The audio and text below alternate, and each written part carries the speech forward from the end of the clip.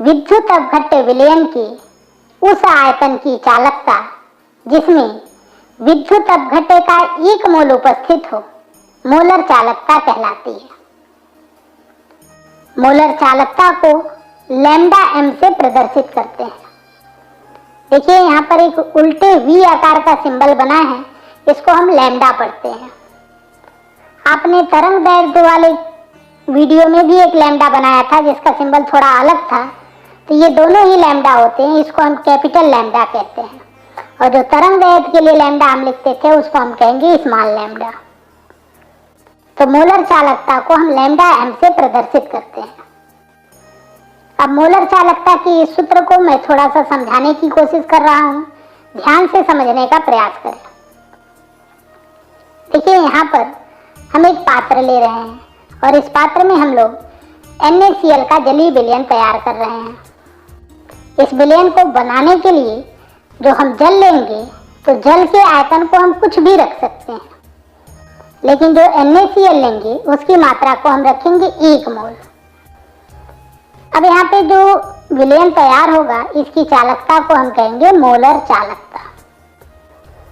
अब ध्यान से समझिए इसको मोलर चालकता क्यों कहेंगे, क्योंकि ये जो विलयन तैयार हो रहा है इसकी चालकता होगी 1 मोल विद्युत अपघट्य की वजह से।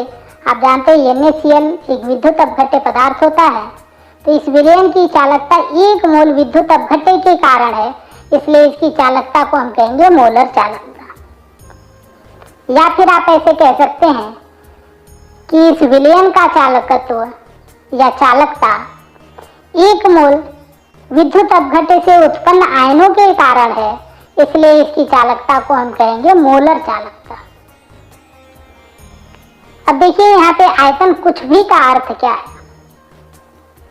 देखिए जब ये विलयन बना रहे होंगे हम, तो यदि हम जल का आयतन 1 लीटर रखें और उसमें 1 मोल NaCl घोलें तो विलयन का आयतन 1 लीटर होगा।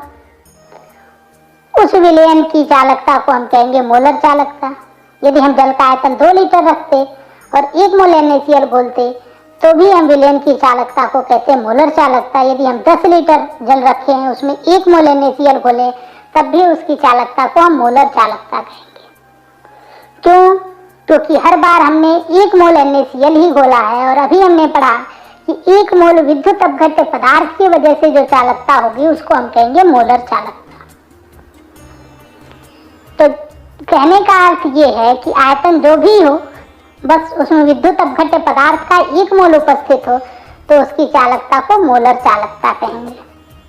यानी कि मोलर चालकता को और सिंपल शब्दों में यदि हम समझना चाहें तो हम कह सकते हैं 1 मोल विद्युत अपघट्य युक्त विलयन की चालकता को मोलर चालकता कहते हैं।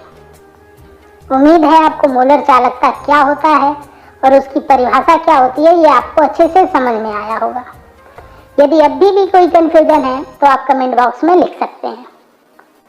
तो चलिए आगे हम देखते हैं मोलर चालकता का सूत्र। तो सबसे पहले हम मान लेते हैं कि 1 मोल विद्युत अपघट्य को हमने VmL विलयन में घोला है और इस आधार पर यहाँ पे मैंने एक सेंटेंस लिखा है, माना 1 मोल विद्युत अपघट्य V आयतन या फिर VmL विलयन में उपस्थित है। अभी इस VmL विद्युत अपघट्य विलयन का जो चालकत्व होगा इसको हम कहेंगे मोलर चालकता। अब ऐसा क्यों कहेंगे इस बात को थोड़ा समझिए, क्योंकि इस V आयतन विद्युत अपघट्य विलयन में विद्युत अपघट्य पदार्थ का 1 मोल घुला हुआ है, तो इस 1 मोल के कारण जो चालकत्व होगा इसी चालकत्व को हम कहेंगे मोलर चालकता। अर्थात आप ध्यान रखें कि जब किसी विलयन में 1 मोल विद्युत अपघट्य पदार्थ घुला होता है तो उसके आयनों का जो चालकत्व होता है उसको हम कहते हैं मोलर चालकता। हम पहले ही पढ़ चुके हैं कि यदि 1 ml विद्युत अपघट्य विलयन लें तो उसके चालकत्व को हम चालकता कहते हैं और चालकता को कप्पा से प्रदर्शित करते हैं। अब यदि इस नीचे वाले पॉइंट के आधार पर हम VmL के लिए चालकत्व लिखें तो हम लिखेंगे VmL विद्युत अपघट्य विलयन का चालकत्व बराबर 1 ml विलयन का चालकत्व गुणे आयतन V। ये ठीक ऐसा ही है जैसे आप लोअर क्लासेस में पढ़ चुके हैं कि यदि एक पेन का दाम 10 रुपये है तो 20 पेन का दाम क्या होगा, तो एक पेन के दाम में आप 20 से गुणा कर देते थे। तो VmL विद्युत अपघट्य विलयन का चालकत्व ज्ञात करना है आपको 1 ml का चालकत्व यदि पता है तो उसमें हम V से गुणा कर देंगे तो VmL विलयन का चालकत्व प्राप्त हो जाएगा। अब आप जानते हैं कि VmL विद्युत अपघट्य विलयन के चालकत्व को हमने यहाँ पे मोलर चालकता मान रखा है, क्योंकि हमने माना था कि VmL में 1 मोल विद्युत अपघट्य घुला हुआ है। तो VmL विद्युत अपघट्य विलयन को हम लिखेंगे मोलर चालकता, और 1 ml के चालकत्व को हम कहते हैं चालकता, और यहाँ पे V है तो V हमने रहने दिया। इस आधार पे हमने समीकरण लिखा लैम्डा m बराबर कप्पा गुणे V। यहाँ पर लैम्डा m मोलर चालकता है, कप्पा यहाँ पर चालकता है और V है आयतन। तो ये हो गया हमारे लिए मोलर चालकता का सूत्र। इस सूत्र को थोड़ा सा परिवर्तित भी हम कर सकते हैं, क्योंकि कई बार न्यूमेरिकल क्वेश्चन में आयतन नहीं दिया होता है बल्कि मोलरता दी होती है। तो देखिए इस सूत्र को हम थोड़ा सा परिवर्तित करने जा रहे हैं, ध्यान से इसको देखिएगा। आप मोलरता का एक सूत्र जानते हैं कि मोलरता बराबर विलेय के मोलों की संख्या अपान विलयन का आयतन लीटर में।